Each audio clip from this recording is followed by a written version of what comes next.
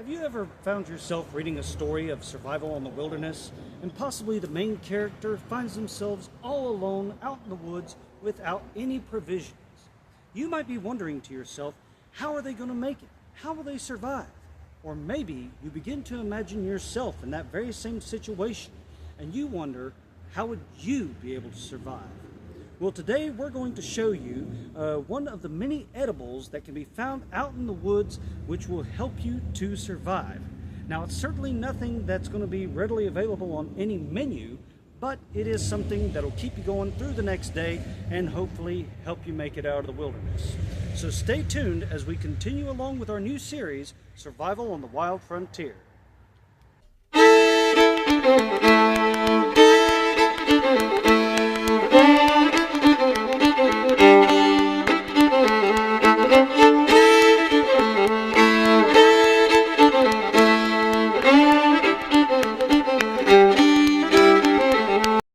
Edible that we're going to be talking about today is none other than the eastern white pine. Now, of course, pine is used for a lot of different things when it comes to furniture building, architecture, that kind of thing, but today we're going to be viewing it as a food source and also a source of medicine, particularly vitamin C. But we'll touch on that here in just a few moments' time. Now, when it comes to foraging for wild edibles, obviously you have to exercise every bit of caution, and you have to be up to date on plant identification. Now, if you're not, and you try going out and doing this willy-nilly, whether it be a survival situation, just foraging, or even wanting to do this from the comfort of your own home, be very careful, because you can get the wrong plant and make things go from bad to worse pretty quickly. Now, when it comes to the actual eastern white pine, it only really has one deadly look-alike, and you only have to worry about that if you're living out in the western United States. That is the yew tree. So to avoid any kind of mistakes, one of the easiest ways we can actually identify the tree is by looking to the branches, particularly the pine needles. And the pine needles, they tend to tell the tale. Now, we have a pod of the pine needles here, which I'm going to get up close and show you. Okay, see that right there?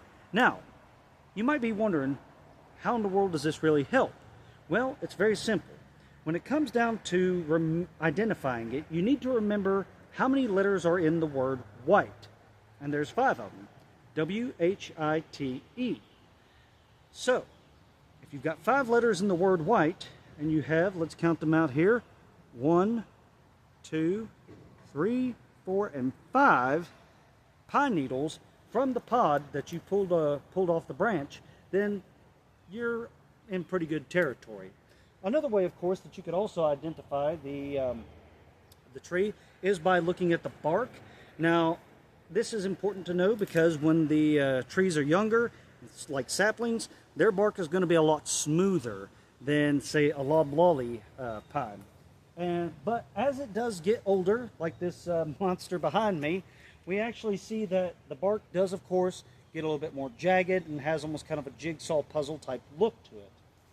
And now, we are going to be using the pine needles to make a delicious treat here in just a few moments' time. Some of you might already know where I'm going with this, but we're also going to get us something to eat from the tree. And that is the cambium, the inner layer of bark that is just outside this rough exterior. So we do want to let you know one thing, and that is, even if you find yourself in a survival situation and you're forced to resort to eating bark, do not go out and just start hacking at trees willy-nilly, and do not remove large strips of the bark if you can help it. Dead is better, honestly, but if you can't find any dead white pines, then just remove small sections of multiple trees as opposed to one large section from one tree, because that can expose it to viruses, bugs, etc., and kill off the trees pretty quickly. So you do want to be careful with that, and we are going to be careful as we go ahead and get ready to get us some bark for dinner. Stay tuned. Alright, so as you can see, we've got just a small patch squared away. This is really for more demonstration purposes than it is anything else. But of course, you can use this in a pinch if you are in survival mode. So we can clearly see where we have started to get down into the white bark. we want to start peeling back these extra layers if we can, and some of it will have a little brown tinge to it, and others will come out kind of milky white, but that's going to give us what we're looking for right there, is that white bark. And see, we are now getting into it almost kind of like a sheet. You can start harvesting it off like so. And we're just going to cut that off right there. So now you can see the big difference between the white outer bark, the cambium, and the wood that is underneath. That's going to hold all that resin. We're going to separate that. Now, mind you, we are going to cook this here in just a little bit, add a little bit of flavor to it. But if you are in a truly desperate situation, you can, in fact, eat some of this pine bark just raw like it is. So,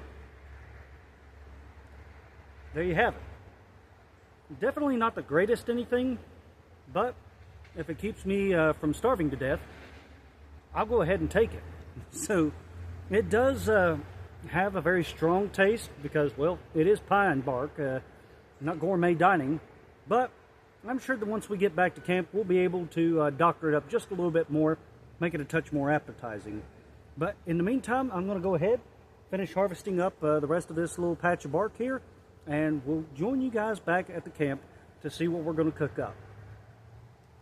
All right, everyone, so we're here back at camp, and we've got our pine bark in our skillet. We're going to just process it a little bit more before we get to cooking it. Fortunately, I do have my pocket spice kit. We'll season it up a little bit, and we're basically going to be making bark chips out of this. We're going to kind of just heat it up until it dries out. But in the meantime, we do have to process our pine needles to make, as I'm sure you guessed it, pine needle tea. It's great to help with respiratory issues.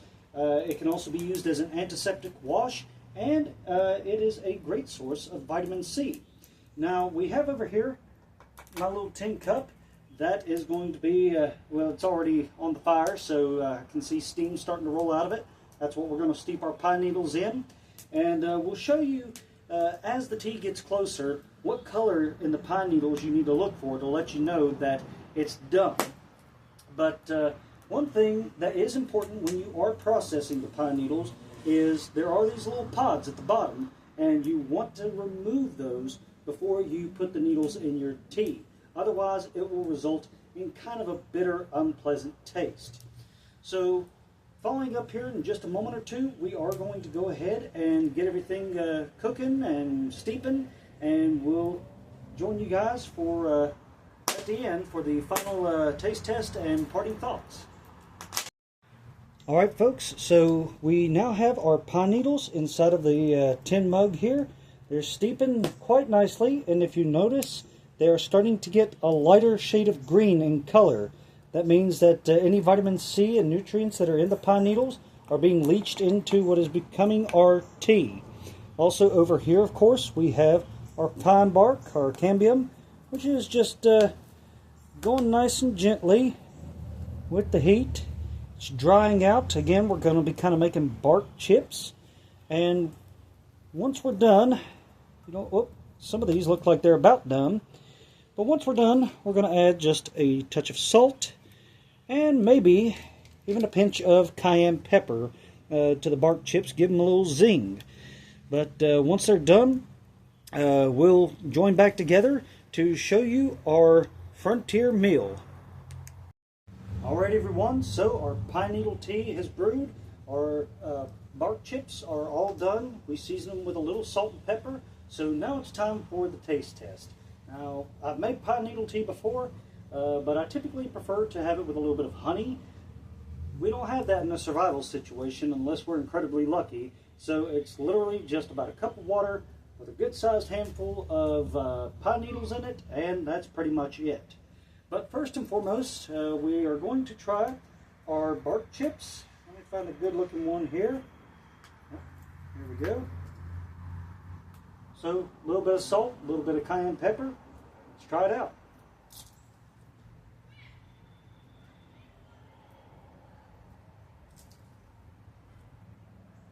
You know,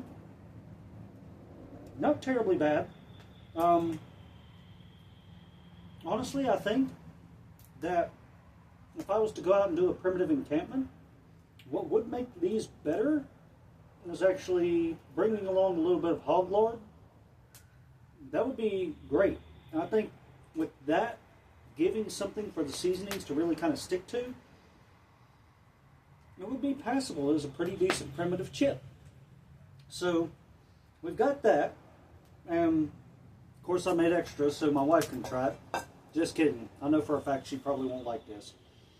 We're going to check and see here. Okay, the handle is cool to the touch. And now it is time to try our pine needle tea.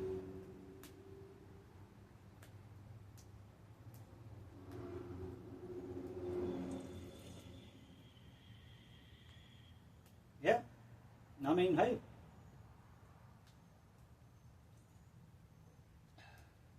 That is actually pretty good, pretty soothing, and I don't know what it is, but even on warm days, there's just something soothing about a nice cup of tea.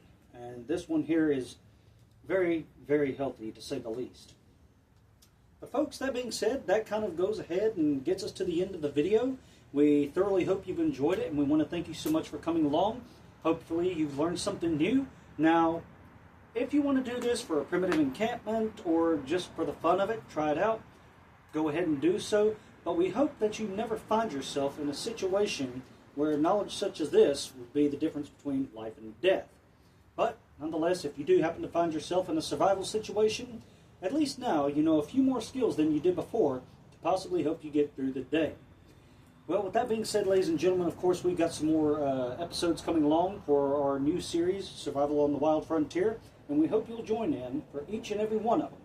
But until then, this is Isaac White from the Crockett Tavern Museum saying goodbye and God bless.